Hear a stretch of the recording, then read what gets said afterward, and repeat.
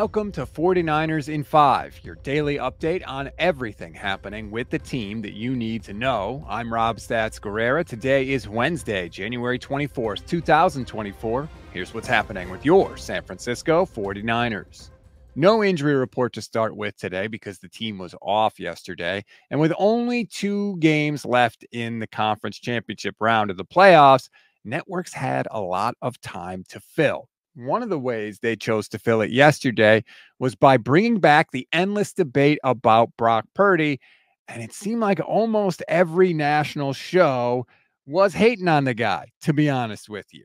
Greg Jennings said the 49ers should get rid of Brock Purdy and instead get an impact quarterback like, and I'm not making this up, Justin Fields. Ryan Clark said that Brock Purdy doesn't elevate his teammates and he only benefits from the good players around him. The overwhelming national discourse was negative and extremely critical of Brock Purdy. And you know what? I love it. In fact, I think it's great for the 49ers. I think it gives them something to rally behind. If I was Kyle Shanahan, the 2 points that I would pound home this week are, number one, America doesn't want you to win this game, right? America is rooting for the Cinderella glass slipper Detroit Lions because they want to see David take on Goliath in the Super Bowl. America is against you. And the other narrative I would push if I was Kyle Shanahan is the entire country thinks your quarterback stinks, thinks he can't play. I would fire Brock up and motivate him with that. He certainly, Kyle Shanahan that is, won't have any trouble finding material. I promise you, it's out there. Now, in the interest of fairness, one person that did defend Brock Purdy was his tight end, George Kittle. George appeared on the Pat McAfee show and said something that made me think an angry Brock Purdy might not be the worst thing in the world. Brock played really well when he had to. And there are also moments of the game where, Brock kind of expressed himself to our players. We had an MA somewhere and he's yelling at somebody. I'm like, that's what I need, Brock. I need you to yell at somebody. Is that first time?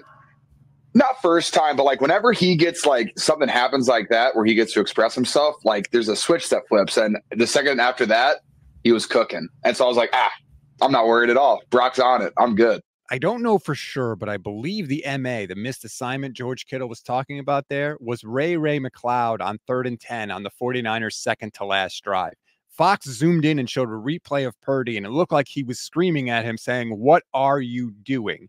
So if that's the case, we know how Brock responded after that. 1 incompletion on the game-winning drive, and of course, helping the 49ers eventually take the lead.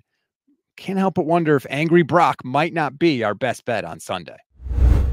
We always give you one thing to read, one thing to watch, and one thing you might have missed. One thing to read on this Wednesday. I wrote a piece for our website, goldstandardniners.com, all about how Kyle Shanahan was also not at his best on Saturday and what he needs to do to make sure he doesn't repeat that performance in the NFC Championship game. If you want to read the article, click the link in the description of this episode. One thing to watch. You know me, I've said it before. I'll say it again.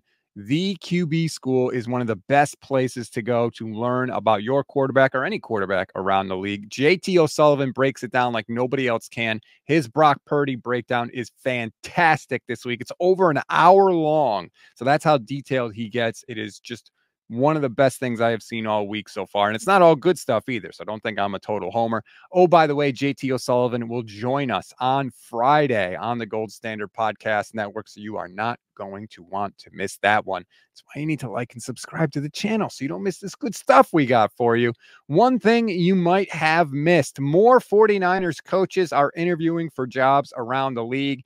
Came out yesterday, according to Nick Underhill, that quarterbacks coach Brian Griese and Clint Kubiak have both interviewed for the Saints offensive coordinator job. That's a wrap on today's 49ers in 5. Please rate, review, and follow the Gold Standard Podcast Network. Like and subscribe to our YouTube channel. If you click the bell, you'll get notified every single time we go live. You don't want to miss anything. And we will be live later today, 9 a.m. Pacific time. I'll be live with Grant Cohn. We've got plenty to dissect when it comes to the Packers game. And of course, we'll look ahead to the Lions on Sunday. Enjoy the rest of your Wednesday, everybody. I'm Rob Stats Guerrera. We'll talk later today.